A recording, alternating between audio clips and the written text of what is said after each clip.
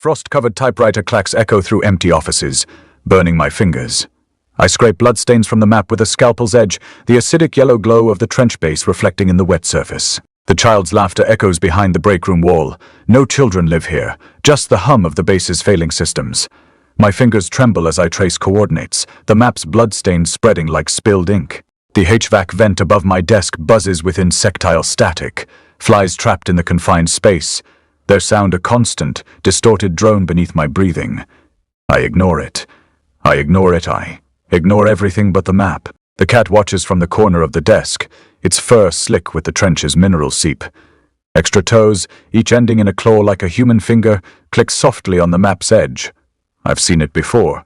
It presses its paw onto a bloodstain, and the stain spreads, darkening into a new shape. The map updates itself in real time, the bloodstains shifting with the base's current coordinates. I've never questioned it.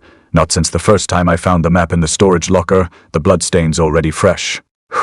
Click, click, click. The cat's paws move with deliberate precision, each toe tap resonating like a tiny hammer on the map's surface. I force my gaze away from the stain spreading beneath its paw, focusing instead on the coordinates. But the laughter behind the wall is louder now, a distorted giggle that shouldn't exist in this sterile, toxic green office. It's coming from the wall itself, the sound vibrating through the concrete, the echo of a child's voice that shouldn't be here. Puzz-buzz. The flies in the HVAC vent drone with increasing intensity, their sound a high-pitched static that makes my teeth ache.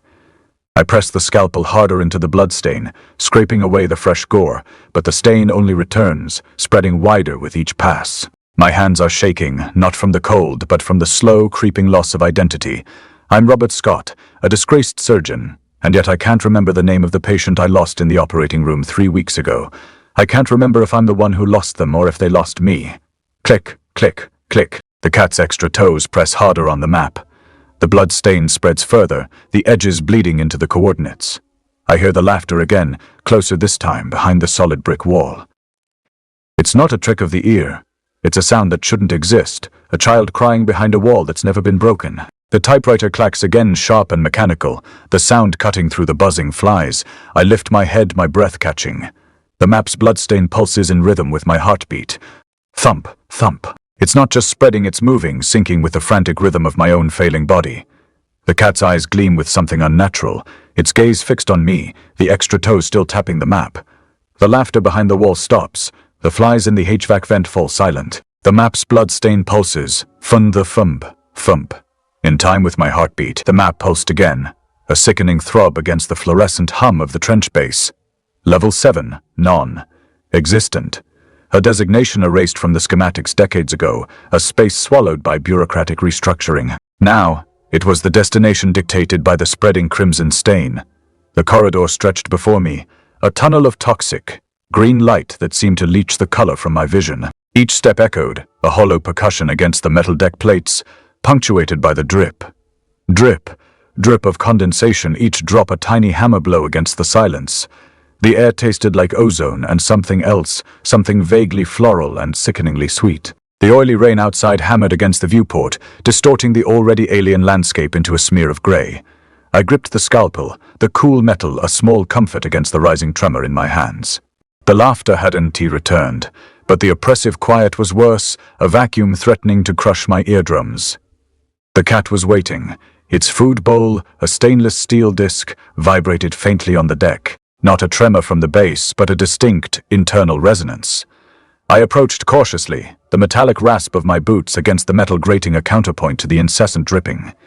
The cat didn't flinch, didn't acknowledge my presence. It simply stared, its eyes twin pools reflecting the acidic yellow of the overhead lights. They held something knowing, the air around the cat shimmered, a distortion like heat rising from asphalt. It was a trick of the light, I told myself, a consequence of the base's failing environmental controls. I needed to focus on the map, on the coordinates, on the vanishing point of my sanity. The laughter, the flies, the cat, all anomalies, all distractions. Then it happened. A prick sharp and sudden on my wrist. I instinctively recoiled. But the cat didn't move. I looked down. A fresh bloodstain bloomed on my forearm, mirroring the pattern spreading across the map. The crimson was vibrant, shockingly alive against the pallor of my skin. The map updated again, the bloodstain on its surface syncing perfectly with the one on my arm. The scalpel clattered from my numb fingers, skittering across the metal deck. I stared at my wrist, the blood pulsing warm and viscous. It wasn't tea to bite, not precisely. More like a transfer, a sharing. The cat's claws, each tipped with that unsettling human-like digit, had pierced my skin not with malice, but with purpose. The cat's eyes reflected my own surgical scars, the jagged lines, the puckered tissue, the ghosts of procedures I couldn't quite recall. They stared back at me, not with feline indifference, but with a chilling recognition. A mirror reflecting a fractured identity. I felt a wave of nausea, a disorientation so profound it threatened to buckle my knees. The coordinates on the map shifted again. Level 7. Office 412. Non-existent. Yet, the map insisted. I stumbled forward, drawn by the silent imperative. The corridor narrowed, the toxic, green glow intensifying. Pressing in on me, the dripping accelerated, a frantic rhythm echoing the pounding in my head. Tick, tick, tick. Asterisk, the air grew thick, heavy with the floral sweetness that now felt suffocating. I could taste it, a cloying sweetness coating my tongue, clinging to the back of my throat. I reached out, bracing myself against the cold metal wall, the texture rough beneath my fingertips. The cat was gone, vanished. The blood stain on my wrist pulsed to thump. Thump, thump. Asterisk, it was no longer a simple stain. It was changing. The edges blurred, the crimson spreading. Coalescing, it wasn't just spreading, it was reforming. The pattern shifted, subtly at first, then with increasing speed. The blood rearranged itself, the crimson tendrils twisting, contorting. The laughter returned, faint at first, a whisper behind the wall. Then it grew. A childish giggle, laced with an unsettling knowing. It wasn't just behind the wall, it was suited in the blood on my wrist. It was in the pulsing crimson stain reshaping itself. Fidi coming di. The blood stain on my wrist shifted. It wasn't a stain anymore. It was a shape, a hand. A small, pale hand, the fingers delicate and childlike, pressed against my skin. The metal of the dissection tray was surprisingly warm to the touch, retaining heat from... What? The rat hadn't been alive long. I hadn't even registered the time it took to retrieve it from cryo-storage. The cage beside the tray vibrated with a frantic hum, a miniature tempest of buzzing wings. A swarm, contained yet insistent. The air within the bars smelled not of ammonia and straw, but of something else entirely. Something floral, cloyingly sweet, like overripe fruit left to rot in the sun. I picked up the scalpel, the weight familiar, comforting. Years of practice honed through countless procedures now felt distant, like memories viewed through a thick, distorted lens. The rat's fur, a matted gray, offered little resistance to the blade. I made the initial incision, expecting the usual, the predictable. But beneath the skin, the tissue didn't yield as it should. It moved, not convulsed, not twitched. Fluid-eyed, a subtle undulation like worms beneath the surface. I pressed the blade deeper, and the sensation intensified. The tissue felt alive, not in a healthy way, not a biological response. It was as if the rat hadn't died, hadn't been frozen, hadn't stopped drowning. The buzzing from the cage escalated, a high-pitched whine that resonated in my skull. The cage itself felt warm, almost feverish to the touch. I ignored the discomfort, focused on the dissection. The internal organs were wrong, distorted, elongated, as if stretched and pulled by some unseen force. The lungs pulsed with a slow, deliberate rhythm, even though the rat should have been lifeless. The heart, a small, shriveled thing, beat weakly, sending tremors through the surrounding tissue. The buzzing intensified, a constant thrumming against my eardrums. Then I heard it, not with my ears but oindy my head, a voice small and brittle echoing from the cage. "You let her die in the trench." My hand jerked, the scalpel slipping. A line appeared on my palm, thin and bright. Not a cut, not precisely. More like a rupture, a parting of the skin. I stared at the wound, mesmerized. The map on the wall pulsed, a faint crimson glow mirroring the blood welling up on my hand. The buzzing from the cage reached a fever pitch. I pressed a gloved hand against the wound, trying to stem the flow. It wasn't the physical pain that bothered me. It was the echo of the voice, the accusation, the certainty that it knew something I didn't, something I had forgotten. The map updated, the crimson stain spreading, contorting. It wasn't simply mirroring my wound, it was incorporating the rat's anatomy. The pattern shifted, the crimson tendrils weaving, interlacing. The delicate structure of the rat's tissue, the unnatural growth, the distorted organs, all replicated on the map's surface. I stumbled back, knocking over a rack of surgical instruments. The metallic clang echoed in the cramped space. The buzzing from the cage morphed, the frantic whine resolving into a distinct, unsettling rhythm. Tick, tick, tick, tick. It sounded like a heartbeat, a slow, deliberate pulse. The map's crimson stain expanded, no longer a simple reflection of my wound, but a grotesque imitation of the rat's internal structure. The pattern coalesced, forming shapes. Unnatural curves, distorted angles. The sweet floral scent intensified, overwhelming me. I gagged, the taste acrid in the back of my throat. I reached for the ventilation controls, desperate for fresh air, but my hand passed through the switch, or rather, the switch wasn't there. It had vanished. I stared at my hand, then at the control panel. It was still there, solid and metallic, but my hand couldn't connect. It was as if a barrier, a membrane had formed between me and the physical world. The map's bloodstain continued to evolve. The crimson tendrils twisted, contorted. It wasn't just replicating the rat's anatomy. It was swiftly becoming something else. The shape shifted, the angles sharpened. The map's surface seemed to ripple, to breathe. The buzzing from the cage ceased abruptly, replaced by an oppressive silence. Then, a new form emerged, a face. Small, pale, the features blurred, indistinct. A child's face, the eyes, dark and vacant, stared out from the crimson stain. They weren't looking for me, they were looking through to me. They were looking through me. A wave of nausea washed over me, and I realized the face wasn't merely appearing on the map. It was forming on my arm, the blood on my palm reshaping itself. The crimson stain molding into the contours of a small, pale face. The lips parted, and a silent scream echoed in the space. The image, etched in blood, stared back at me, a mirror reflecting a lost memory, a forgotten transgression. A ghost from the trench. The face was my daughter's. The security feed flickered like a dying bulb, the static hissing in jagged bursts through the speakers. My fingers hovered over the mouse, the plastic smooth under my touch, but the cursor moved without my input, skittering, twitching, as if pulled by invisible threads. The break room appeared on screen, sterile and empty. The fluorescent light casting a sickly glow over the linoleum floor. No children, no one. Just the hum of the refrigerator, the occasional fitch of the vending machine's cooling system. Then, the glitch. A shadow, elongated and wrong, slithered along the baseboard. Not cast by the overhead lights, not from any source I could see. It moved siven through the wall, a smear of darkness that didn't belong, pressing against the drywall like a stain spreading. The feed's audio spat and crackled, and for a single suspended moment I heard it, a child's laugh, high and brittle, bouncing off the concrete walls of the trench base. Not a recording, not a delay. One live. My breath hitched. The cat sat beside me, its extra toes curled into the fabric of my pants, the pads damp with something that wasn't rain. Not water, not oil. The air smelled of it, thick and cloying, like the inside of a rotting fish. The flies were in its fur again, a low, droning fuzzette that vibrated against my ribs. I didn't reach for it. I never did.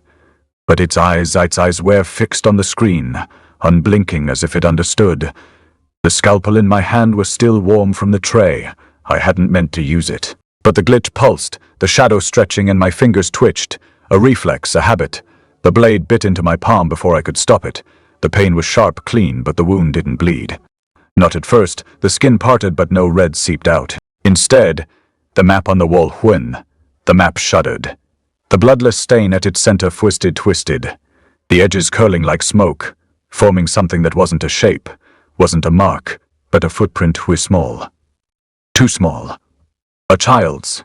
The toes pointed toward the old office. The flies in the cat's fur surged, a sudden suffocating whir, their bodies pressing against the damp strands like a swarm of tiny buzzing fists. The air thickened, pressing in around my ears.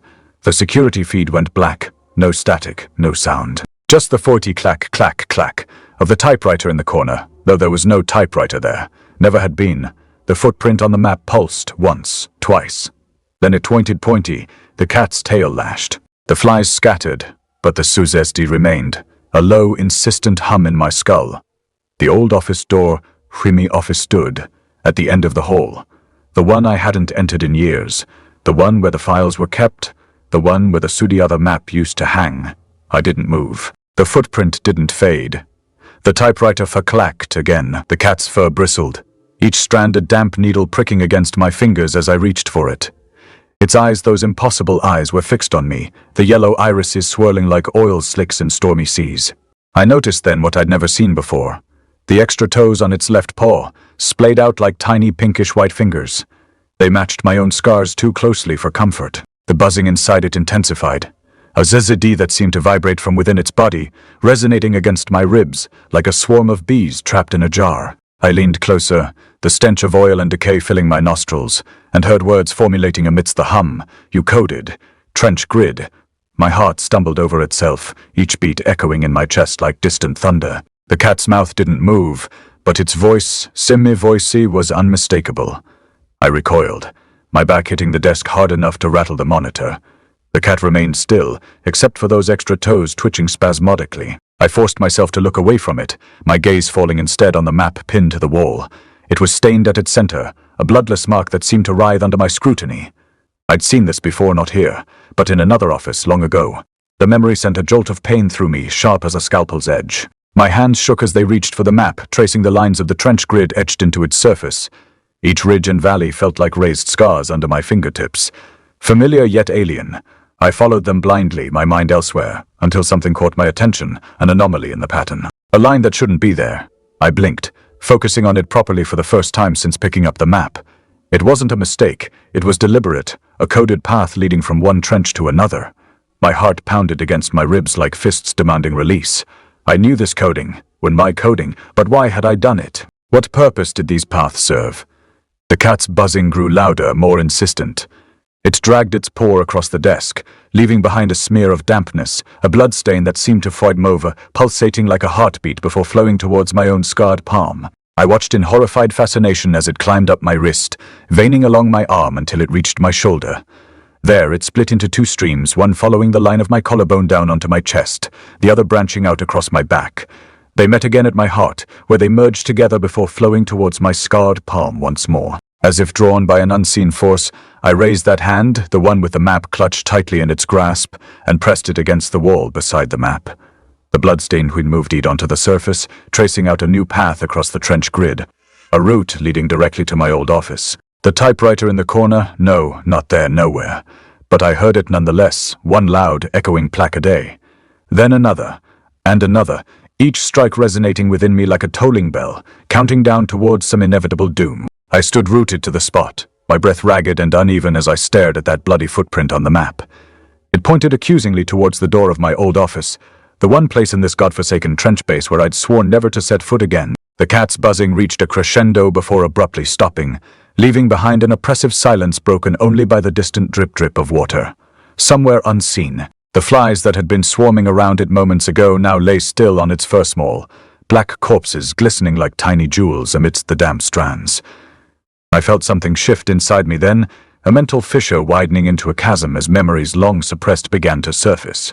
And with them came rage, not at what was happening here but at myself for allowing it all to happen again, for not learning from my past mistakes. My hands curled into fists, the map crumpling in one while the other struck out blindly. I didn't care who or what I hit. All that mattered was releasing this pent-up fury before it consumed me whole. But there was nothing but air and empty space. Not even the cat remained to bear witness. Alone with my rage, I turned towards the door of my old office, towards the past I tried so hard to escape, and stepped inside without a single hesitation or backward glance. The typewriter's soot clack echoed once more behind me, a final warning ignored, as darkness claimed me completely. But even amidst that blackness, one thought remained clear. Whatever awaited within those four walls, I would face it head-on, scars and all. For this was my burden to bear, and perhaps finally an opportunity for redemption. The bottle's mouth gurgled as I tipped it, the amber liquid sloshing against the glass like a dying animal's last breaths. The map lay spread across my desk, its surface slick with something darker than the oil that dripped from the ceiling, pattering in slow, rhythmic drops that sounded like a metronome counting down to something unspeakable. My fingers trembled, not from the cold, but from the memory of how easily the scalpel had slipped through flesh once, how the tissue had parted like wet paper. I pressed the cotton swab to the edge of the bloodstain, the fibers drinking in the red as if it were water, but the map resisted, the inked lines writhing beneath my touch like eels in a tank. A buzzing began before I even dipped the swab into the alcohol. It started as a low, distant murmur, the kind of sound that clings to the back of your throat. But then it grew, swelling into a chorus of flies trapped in the drying stain. They moved in slow, drunken loops, their wings beating against the air like the wings of a moth against a window pane. But louder buzzed, a sound that vibrated through my teeth. I swallowed hard, the alcohol on my tongue burning like battery acid. I dabbed again. The stain hissed as it met the liquid, the edges of the blood recoiling like a living thing. The flies inside it thrashed, their bodies glistening as they struggled against the surface tension, their legs kicking the air in desperate arcs. The map's fibers seemed to drink it in, but the stain didn't fade, it twin-shifted. The red deepening into a bruise like purple, then darkening further until it looked less like blood and more like the bruise of something fun alive. The flies settled, their buzzing fading into a low, wet tweventrum, like the sound of a drowning man's last breath. I exhaled through my nose, the alcohol fumes sharp in my lungs. The scalpel in my other hand felt heavier than it should have, the weight of it pressing into my palm like a second heartbeat. I traced the edge of the stain with my finger, and the map twitched beneath me, the fibers rippling outward like the surface of a pond after a stone is thrown. The bloodstain wasn't just a stain anymore, it was a footy hander. The fingers splayed wide, the thumb pressed against the palm as if reaching for something just out of grasp. The veins in the stain pulsed in time with my own breath, a slow, deliberate thump, thump, thump. That echoed in my skull. I jerked my hand back. The sound of the typewriter clacked behind me, a single sharp futter clicker that made my spine stiffen. The scalpel slipped from my fingers, hitting the desk with a clang that sent a ripple through the map. The blood stain full steady, the veins darkening, the fingers curling inward as if gripping something unseen. The air in the room thickened, pressing against my skin like a second layer of clothing, the scent of alcohol and oil and something older, something feral, filling my nostrils. I didn't think. I never did when the memories got too close. The scalpel was in my hand again before I registered the movement, the blade cold against my skin as I pressed it into the map. The paper resisted at first, the fibers tight and unyielding. But then it gave way with a sound like wet parchment tearing, the blade sinking into the map with a schlick that sent a fresh wave of flies swarming from the stain. They burst from the wound in the map, their wings beating in frantic arcs, their bodies glistening as they scattered across the desk. The bloodstain screamed, not with sound but with pressure, the edges of it flaring outward like a living thing in pain. And then it removed dirt. The fingers twitched, the thumb pressing deeper into the palm as the stain twin pulsed dead in time with my own heartbeat. The veins darkened further, the red deepening into something closer to black, the edges of the hand writhing like a thing caught in a current. The flies settled again, their buzzing low and wet, their bodies glistening as they crawled back into the stain, disappearing beneath the surface as if pulled under by an unseen tide. The typewriter clacked again, click loud and sharp, the sound echoing in my skull like a gunshot. I didn't look back. I couldn't. The bloodstain was moving now, the fingers flexing, the thumb pressing harder against the palm as if trying to grip something, just beyond the edge of the map. The veins pulsed in time with my breath. A slow, deliberate thump-thump, thump-thump that filled the room that filled the me, until all I could hear was the sound of my own heartbeat, until all I could see was the hand reaching for me. And then it twisted. The fingers curled inward, the thumb pressing deeper into the palm, the veins darkening further, the stain twin pulsing, like a living thing. The flies swarmed again, their wings beating in frantic arcs, their bodies glistening as they scattered across the desk. The map trembled beneath my touch, the fibers rippling outward like the surface of a pond after a stone is thrown. The hand was reaching for me. I didn't breathe, I didn't blink, I didn't move. And then it pulled. The map tore beneath my fingers, the fibers splitting like dry kindling, the blood stain stretching outward, the fingers curling around the edge of the desk as if trying to drag itself free. The veins pulsed in time with my breath, a slow, deliberate fuddy thump-thump-thump that filled the room, that filled fuddy my, until all I could hear was the sound of my own heartbeat, until all I could see was the hand reaching for me. And then it foot-hupped. The fingers twitched one last time, the thumb pressing deeper into the palm, the veins darkening further, the stain twin pulsing like a living thing. The flies settled again, their buzzing low and wet, their bodies glistening as they crawled back into the stain, disappearing beneath the surface, as if pulled under by an unseen tide. The typewriter clacked one final time, click loud and sharp, the sound echoing in my skull like a gunshot. I didn't look back, I didn't breathe, I didn't move. And then the bloodstain twisted again, the fingers curling inward, the thumb pressing harder against the palm, the veins darkening further, the stain twin pulsing like a living thing.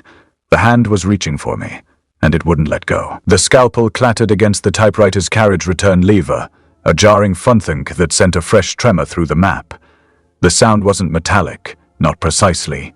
It was a dull, resonant echo, like a stone dropped into a well filled with something thick and viscous. The flies, disturbed by the noise, swarmed, their wings a frantic buzzing curtain against the sickly yellow light filtering through the trench's observation port.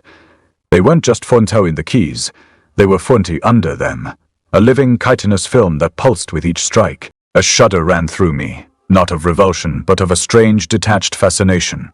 The cat, Bartholomew, sat perched on the edge of the desk, his extra digits splayed out like a grotesque parody of a human hand. He watched me with those unsettling amber eyes, the pupils slitted and reflecting the fluorescent lights in a way that made them seem to glow.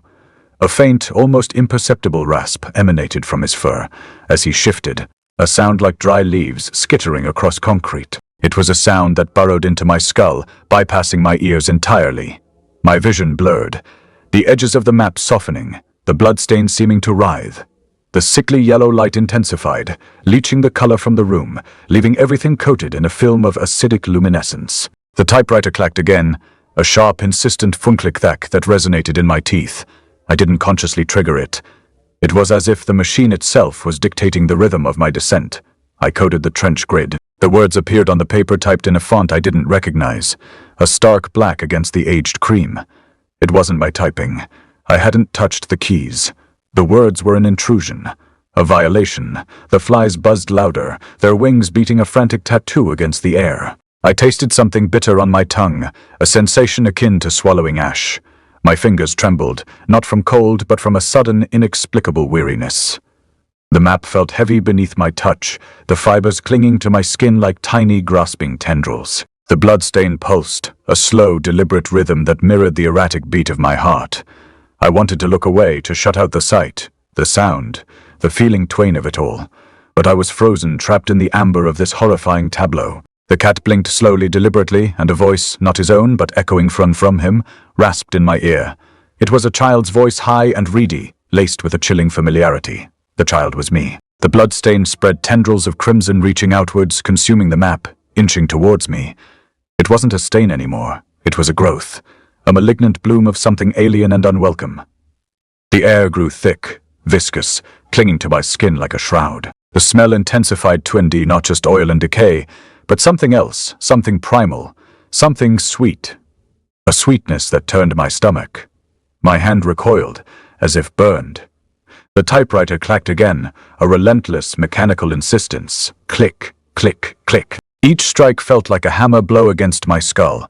I squeezed my eyes shut, willing the images, the sounds, the feelings to stop. But they only intensified. The buzzing of the flies became a roaring chorus, the clacking of the typewriter a deafening percussion. I opened my eyes. The bloodstain had reached my hand. It wasn't touching it, not precisely. It was twin melding with it, the crimson tendrils intertwining with my skin, the veins in my hand mirroring the pulsing veins in the stain. A coldness spread through my arm, a numbness that stole my strength. I tried to pull away, but my hand was stuck, fused to the map. The cat let out a low, guttural purr, a sound that vibrated through the floorboards. I looked down at my hand, trapped within the crimson bloom. The bloodstain wasn't just a stain anymore. It was forming, coalescing, taking shape. It was printing a small, perfect fingerprint. Undeniably, a child's pressed itself onto the palm of my hand, a fingerprint that mirrored the pattern of the bloodstain. It wasn't mine. It wasn't anyone's I recognized. It was... The typewriter clacked one final time, click, and the room plunged into a suffocating darkness, the sickly yellow light extinguished as if snuffed out by a giant hand. The buzzing of the flies faded, replaced by a silence so profound it felt like pressure against my eardrums. The only sound was the slow, deliberate thump, thump, thump of my heart. A rhythm that echoed in the darkness, a rhythm that was no longer my own. The logbook lay before me like an accusation, its pages yellowed and brittle with age. The spine creaked as I opened it, a sound not unlike the joints of an ancient man protesting against movement. A cloud of dust puffed up from the interior, motes dancing in the sickly acidic light filtering through the trench's observation port. The flies were already there, buzzing within the logbook like trapped souls whispering their desperation. Their wings beat against the paper with a sound reminiscent of sandpaper being dragged over bone, an abrasive screech that set my teeth on edge and sent a shiver down my spine. The cat, Bartholomew, watched me from his perch atop the desk, his amber eyes reflecting the green-tinged light in eerie fashion. I dipped the pen into the inkwell, a ritualistic act of surrender to the inevitable. The nib scratched against the paper as I began to write, each letter etched deep into the page like an epitaph. The base glitched. Wet, the base glitched. My hand trembled slightly, not from cold or fatigue, but from that damnable frustration that gnawed at me constantly now. It was a feeling akin to trying to grasp smoke with bare hands, elusive and infuriating. A faint buzzing echoed in my ear, the cat's voice repeating what I had written. You glitched. I squeezed my eyes shut against the sudden onslaught of rage that threatened to consume me whole. When I opened them again, the bloodstain on the map seemed larger, more vibrant, its tendrils reaching out like claws eager to ensnare me. The flies inside the logbook grew louder, their buzzing a discordant symphony against my ears. It was as if they were arguing with themselves, each one vying for dominance over the others in some grotesque parody of democracy gone awry. I forced myself to continue writing. Not the child. My pen hovered over the page like an accusing finger pointing at me. The buzzing in my ear intensified, Bartholomew's voice growing louder, more insistent as it echoed his earlier words back at me. You killed the child. A coldness spread through me then. Not just physical, but something deeper. Something that reached into my marrow and froze me from within. My hand trembled again, this time with fear rather than frustration. I glanced down at the map on the desk beside me. The bloodstain was definitely moving now, inching closer towards my mouth as if drawn by some unseen force. It wasn't just a stain anymore, it was alive, pulsating with an alien heartbeat that seemed to mock mine own. The cat's voice came again. You did this. Sigh. It felt like a physical blow when those words struck me, knocking the breath out of my lungs and leaving me gasping for air amidst the toxic green fumes. I dropped the pen onto the page, its tip leaking ink into the pristine white space below my confession. I tried to pull away from the map but found myself frozen in place, ensnared by some unseen force that seemed intent on keeping me there until... Until what? Until it was too late. The bloodstain reached my mouth. It didn't touch me exactly. Instead, it washed over me like a wave crashing onto shore. The taste of copper flooded my tongue as the ink from the logbook began to bleed into the page around my words. I watched in horror and fascination as those familiar black letters started to dissolve under the crimson tide, their meanings lost forever beneath the acidic wash of blood that threatened to consume everything I held dear. The base glitched. It was all being washed away. My confession, my denial, it didn't matter anymore, because soon there would be nothing left except me and the child's laughter echoing through this empty place like a ghostly refrain. And then darkness claimed us both. The corridor reeked of oil and something older, something that clung to the metal like barnacles to a hull. My fingers slipped on the slick grease-slicked handrails as I dragged myself forward, the soles of my boots squelching in the trench's stagnant, brackish water. The flies were in there now too, a swarm of them, their wings beating against the surface with a sound like wet paper tearing, a screech that clawed at my nerves. I could hear them before I saw them. Always the sound first, then the sight, their black bodies rising in a thick, churning cloud whenever I disturbed the water. Bartholomew was ahead. I knew it. The way the water rippled before me, the way the light, that goddamn toxic green light, seemed to bend around some unseen obstruction. My breath came in short, sharp bursts, each one tasting of motor oil and something sharper, like the aftertaste of a scalpel left too long in the sterilizer. My hands weren't mine. I flexed my fingers, watched as the veins beneath the skin pulsed, thick and alien, like worms burrowing beneath translucent parchment. The map was still with me, pressed against my chest, its edges softening as if the paper were drinking in the salt water. The bloodstain had changed. I didn't need to look to know. It had become a child's drawing now, a stick, figure with too many limbs, scrawled in what looked like fresh ink, but smelled like rotting fruit. The lines were uneven, jagged, as if drawn by a hand that couldn't decide whether to press down hard or let the pen drift. I could hear the child laughing again, that same high, brittle sound that wasn't a laugh at all, but something closer to a broken record playing the same three notes over and over. I rounded the bend. The wall was there, slick with the same oily residue, but this time, the bloodstain wasn't just a stain. It was a fight door. Not a real door, not a thing you could open, but a place where the metal had warped, had fermented, into something that looked like skin stretched too thin over bone. And behind it, there, Bartholomew sat in the center of it, his body half submerged in the stain, His extra toes, fingers, always fingers, spreading the crimson like he was kneading dough. His fur was dark, soaked through, clinging to his ribs in wet patches. But his eyes, those amber eyes, were on me, and they smiled a twitch. Not a twitch. Not a flicker. A smile. The flies surged forward, a black wave, their buzzing rising into a shriek that split my skull open. I lunged, my boots skidding in the water, my hands outstretched, not to grab him, not to hurt him, but to stop him, to make him stop him. His voice came again, that same distorted purr, that same echo of my own thoughts twisted into something obscene. You don't remember, do you? The words weren't in my head. They weren't in the air. They were fervent in me, vibrating in my teeth, my bones, my foot and sue. I didn't remember. I didn't remember the scalpel. I didn't remember the child. I didn't remember the child. I didn't remember the water, fuved, not the flies, not the stain. The water itself, rising in a slow, deliberate swell, black and thick as tar, seeping over my boots, my ankles, my calves. It didn't splash.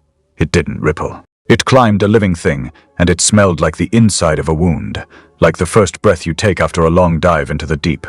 Bartholomew's smile widened. The flies settled onto his fur, a moving carpet of black, their wings still, their bodies pulsing in unison like a single grotesque heart.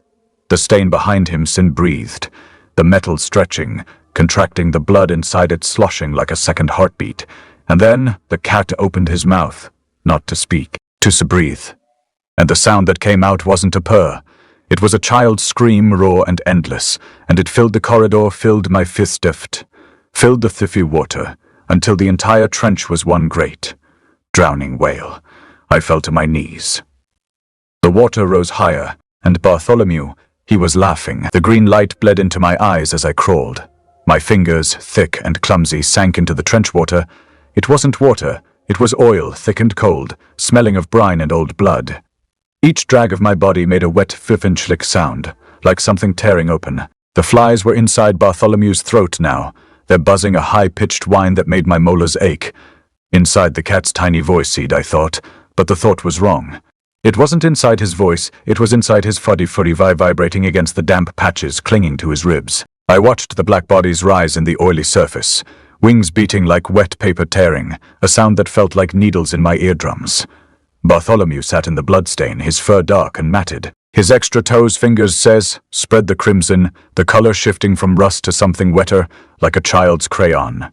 The map pressed against my chest, its edges softening further, drinking in the trench water. I didn't need to look. The bloodstain funwasa, the drawing now. A stick figure, limbs too long, too crooked, drawn in ink that smelled like overripe fruit. The lines weren't steady, they wavered, as if the hand holding the pen couldn't decide whether to push or let go. A child's laughter echoed, not from the map, but from the funnifidawater rising around my ankles. It wasn't a laugh, it was the sound of a record skipping, over and over. I reached out. My fingers, thick and slow, brushed the cat's fur. It wasn't cold. It was warm, almost feverish, like a wound. Bartholomew turned his head, those amber eyes fixed on mine. No smile this time. Just the quiet, terrible focus of a thing that twid no stee. His paw lifted, not to scratch, to press. The cat pressed his damp, warm paw flat against my forehead. A pressure, soft and insistent. He is a baby. The words weren't in my head, they were in the fruity paw, vibrating through my skull.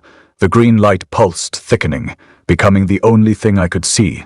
The flies buzzed louder, a rising food whine that filled my mouth. I tried to pull away, but my arm felt heavy, leaden, like the water climbing my calves. The map's bloodstain was a child's drawing. A baby's drawing dithaden. The thought was simple, clean, like the water rising. I couldn't remember the scalpel. The child's laughter, the map's edges felt soft, almost warm against my skin. The water rose to my knees. It didn't splash. It just climbed, a slow, deliberate seep. The flies settled onto Bartholomew's fur, a living carpet. Their wings stopped beating. They pulsed, one rhythm, one black heart. The bloodstain behind him sloshed, a slow, wet tivgloop, like a second heartbeat. The cat opened his mouth, not a purr, a child's scream, raw, endless. It filled the trench, filled my foot and chest, filled the water until it was one great drowning wail. I fell to my knees. The water rose over my thighs. It smelled like a wound. Bartholomew's eyes were still on me. The cat's smile widened, not a twitch. A smile, the map pressed against my chest, its bloodstain glowing. The stick figure drawing of the child a Fimophide. The lines shifted, smoothed. The drawing wasn't a stick figure anymore. It was a footy face, a baby's face, and the bloodstain replaced the words on the map. Not Robert Scott. Not even the child's drawing. It said, simply, clearly, in the same jagged, uneven ink, Baby Scott. I sucked my thumb.